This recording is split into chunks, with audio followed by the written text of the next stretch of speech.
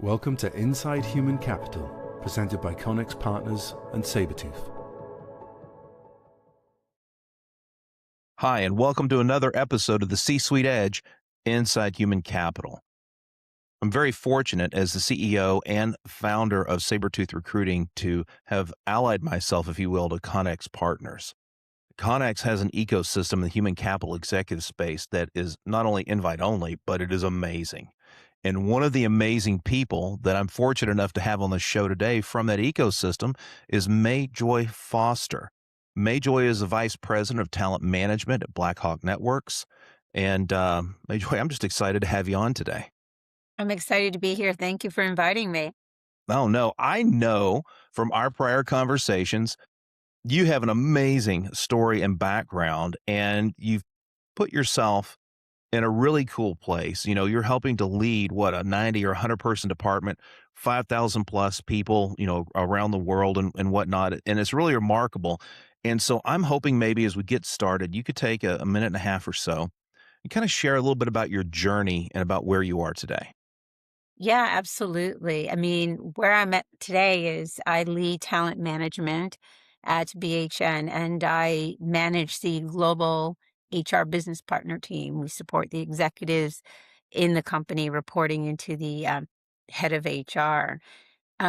It's a pretty fun place to be. It's a global responsibility, but I didn't, when I went through college, a general business degree, I didn't really know what I wanted to do, but I did Hmm. an internship in Corning, Japan, for Corning, and we were in Shizuoka. It was a smaller area. I've been to Tokyo. My parents were actually living in Japan at the time.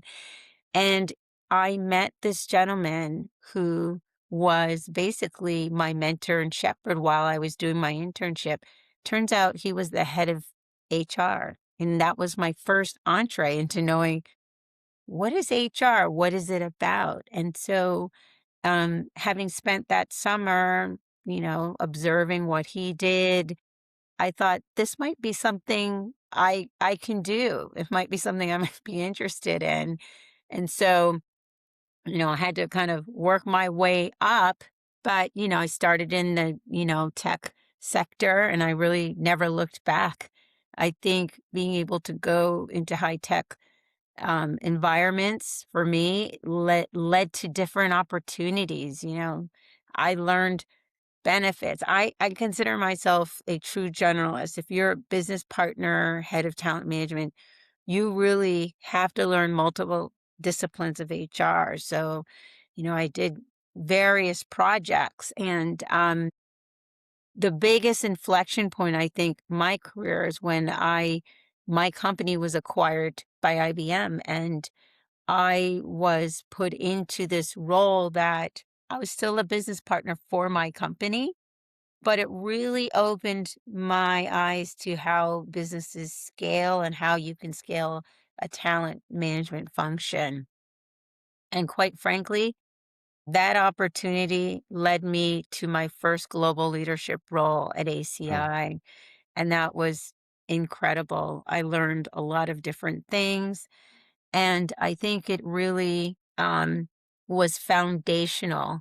And so it was a journey that once I got into it and started to really understand, I embraced it full force. And I think to be a strong HR practitioner, regardless if you specialize, it's important to learn and do what I consider internships Hmm. within the HR ecosystem, whether it's L&D, talent management, comp, benefits. I did it all, and I was able to learn quite a bit from that. And so that led me to Blackhawk, where I continue to be able to help the journey and to help the culture and develop the talent there. You said something interesting, and it's a hair off topic. You talked about scaling talent management, and I've always believed, I'm on the outside as a headhunter, as a recruiter, and I haven't had that chair in the corporate setting. It's always been on the outside at a firm. And you talked about scaling talent management. I've always believed that perhaps the most powerful talent acquisition tool you have is how you manage and retain talent. Because that goes so far to making a company attractive. And I think a lot of companies don't give it the resources and development that function needs. And what's interesting about our fulcrum topic today that we're jumping into, I think, is we're talking about mentorship. And you have three things I think involved in any mentorship arrangement. You've got the mentor, the mentee, but you have this exchange between them, this information, this opportunity for growth, these questions, whatever it might be. And what I'm hoping we could start with, Mei-joy, is I know you're very active. I know it's not just within BHN, but also for nonprofits. You help a lot of people out. You've got a seat at the table, both having been on the receiving end and the giving end in the mentorship equation. So I'm hoping maybe you could expand on that a little bit and we could dive into some of the details about why it's important, what makes it successful, and how to go about it. Because my sense is a lot of people don't do it more formally because they don't really understand what that entails, both on the mentor side and the mentee side. So I'm hoping you could help me blow this up a little bit in the time Yeah. we have here. Yeah, absolutely. I mean, I think, well, first of all, our formal programs are very helpful, right? But what they do is they facilitate what I think is a more natural relationship. And what I mean by that is to really have successful mentoring programs, it's that relationship between the mentor and the mentee. There are some instances where it may not be a natural fit, and we like to a successful program is giving people the opportunity to kind of find an interview or look for their mentor within a company. And Mhm. so programs that are designed to that, some of it just happens naturally. You build that. I know I learned just as much from my business executives that I supported, and they were mentors to me as well, and they sometimes informally and formally. And so there isn't a right or wrong with that. I do think what holds companies back about is that they feel like they have to have this really blown out, think Mhm. through every dimension. And the core fundamental of mentoring is investing time in people Mhm. and understanding how you can help develop them. And that could be helping them develop into the next level they want to get to, or helping them understand what they will be more happy with and excited about doing. So I do go back to those principles of, it's okay. The agile principle of make steps and make inroads. And, don't make the mistake of just holding back until everything has to be figured out. You will learn and adjust. And that's how I tend to have a bias towards action. That's a good thing. So I do it with caution. I'm not recklessly just trying everything. You certainly collect data, you get inputs, but I'm not going to be held back because not everything is like tied to a perfect bow. There is Right. no perfect bow. That's the point, right? Because the world's changing, things are evolving. You will have to shift. You could have the most amazing program and understand that the complexities and your maybe company direction changes, maybe external reasons change. We all know about AI, right? So those things are going to shape, and you have to be able to iterate Yeah. as you go along. Okay. You've generated a couple of questions in my mind. Okay. Okay. And one is a question I did not think of beforehand. Okay. So I'm going to put you on the spot. And this is going to sound like a trick question, I think.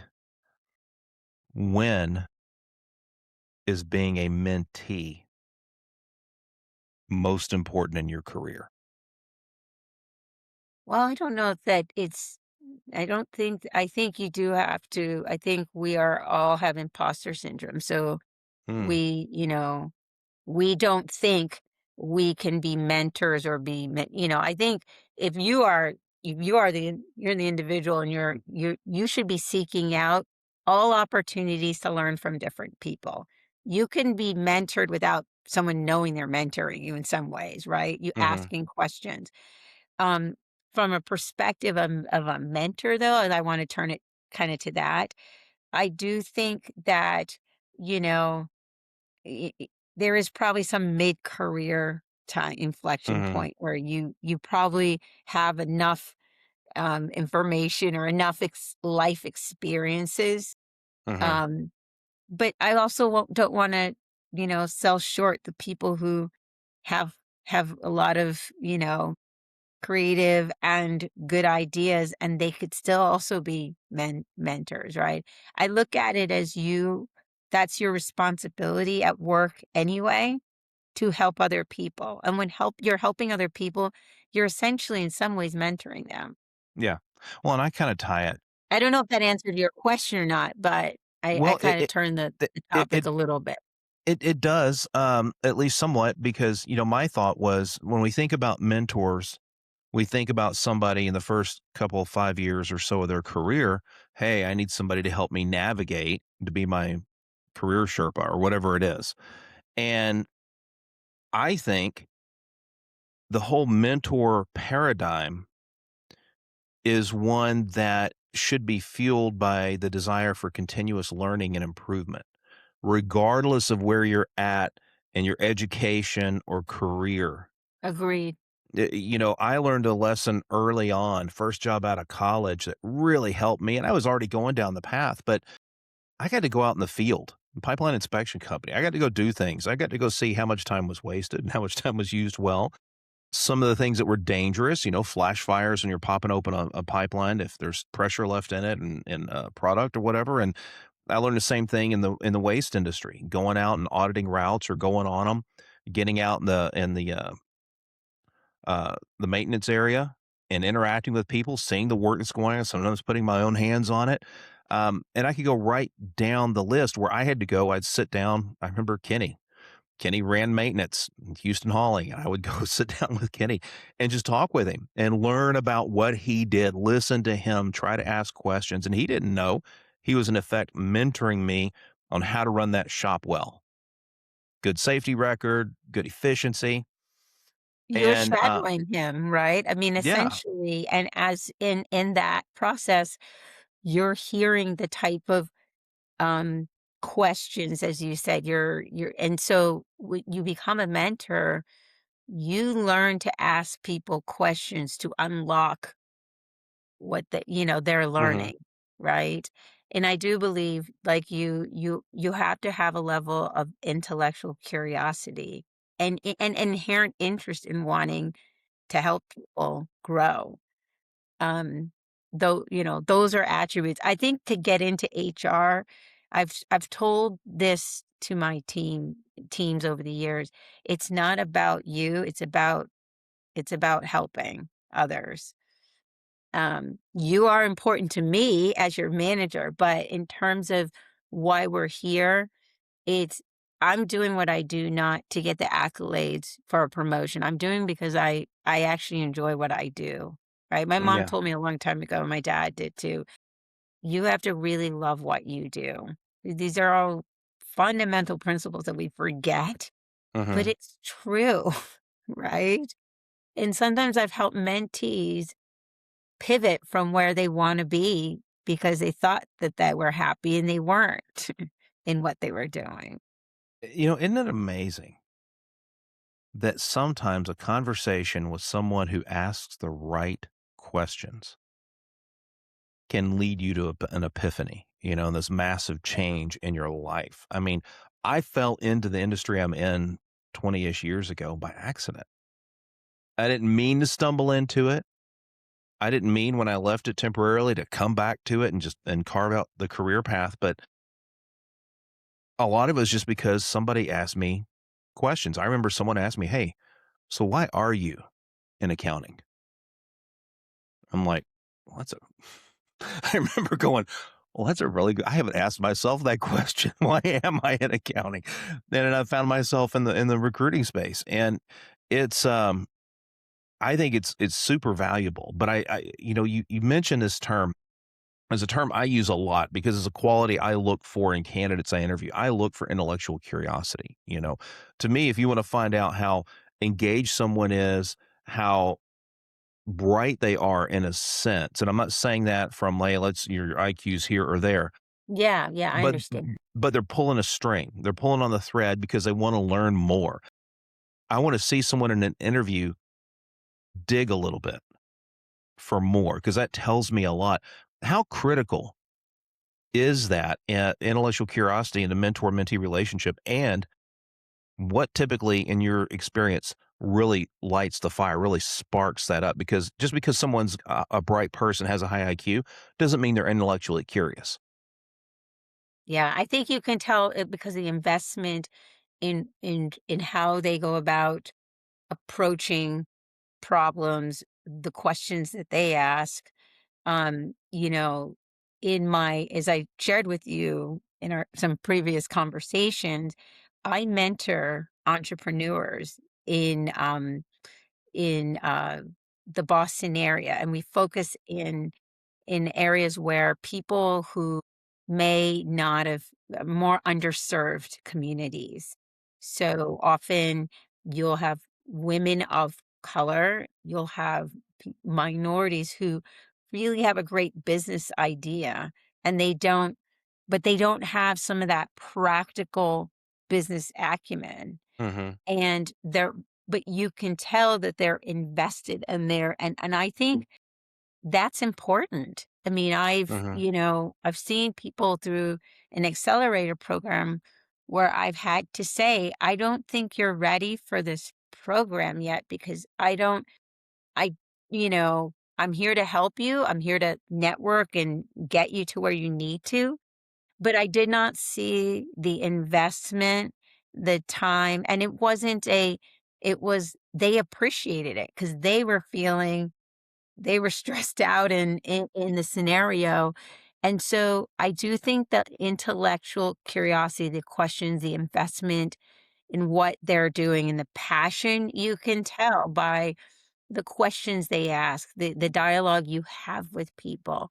And that to me, that gets me excited, right? The mobile dog bistro, didn't know a lot, but I did some research online, right? And I wanted to learn a little bit more about the dog bistro business or, was this I'm not really even sure if I viable? heard of dog bistros before you mentioned it, It's by the the way. first one in Massachusetts, Squirrel, I think, Hmm. and they're starting off at farmers markets, but, um, I get a little competitive in this program that I help mentor with. I'll admit it. Um, the mentors can enter a pitch contest, and so they present their product and they present their actually their business, and, I love it when my mentees win prize money. So I've have 3 years in a row where, folks that I've helped, they won prize money. So I Awesome. think, That's great. I'm happy for them, one, so they can use that money to continue to elevate their business. But, I get in there with them, to make sure that they'll present a good case and that but they're passionate. They really are invested in what they do. And you can tell those Yeah. who, it doesn't mean it's wrong. It's just you can tell the difference. Yeah, and it's interesting too because we're talking about intellectual curiosity and curiosity in general. What makes people feel important? I think one of the big buttons to push or levers you have is just being curious about that human being. Because it's rote. It's a proverb, I guess. Everybody's favorite topic is me, myself, and I. It's yourself. It's you'll talk about things you're passionate about, you know, your kids, your spouse, your job, your hobbies, your interests. And when somebody comes up and gives their time to learn more about you and invest their thought into your career pathway, for example, to put it in a more corporate America type sense, I think that can do a lot to drive engagement in these sorts of programs, formally or informally. right? It's a Because game you're just showing that changer. you're interested, that you care. It is a game changer, and one of the things that, we certainly at BHN is that we wanna make sure that we give, um, you know, all of our employees, but when you look at statistics, right, Hmm. you still see women and in certain roles that we have a good cross section of our employees that are, women, but we want to be able to continue to see them elevated into roles. So having managed someone internally, it's so gratifying to see them get promoted to that director level position. And that really that helps and other people see it, right? And so it just becomes this infectious thing, where, oh, if I get mentored or if I ask questions, not even formally or informally, I might be able to elevate. And we're trying to create an ecosystem and network of people to support each other. That's really what it's about, right? Um, and when people help each other and they see success from people being successful as a result, that is so motivating. Yeah, and It, it it is gives for its me. own It is. it gets its own energy, its own mass, its own momentum.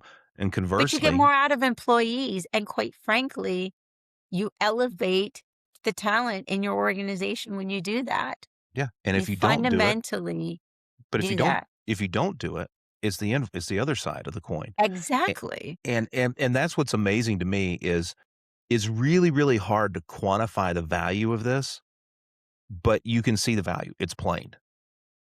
It's like a relationship. You can have a relationship that's purely just exchanging information, or you can have one when you have a genuine interest in the other person. You can't measure it, but you can see it, and Absolutely. and Absolutely. that's I think that may be what could deter people to a degree as well. What are the results? Where the results are is that 10 or 15 or 20 years down the road, that person that you helped goes, I'm here in part because of a question she asked me, or advice she shared with me, or experience she shared, or the genuine interest she took in me. And I think that's powerful. I wish we could quantify it in a sense. I mean, I'd hate to quantify it because it kind of dehumanizes it, and then we're just robots, and nobody wants to be just a robot except maybe Elon.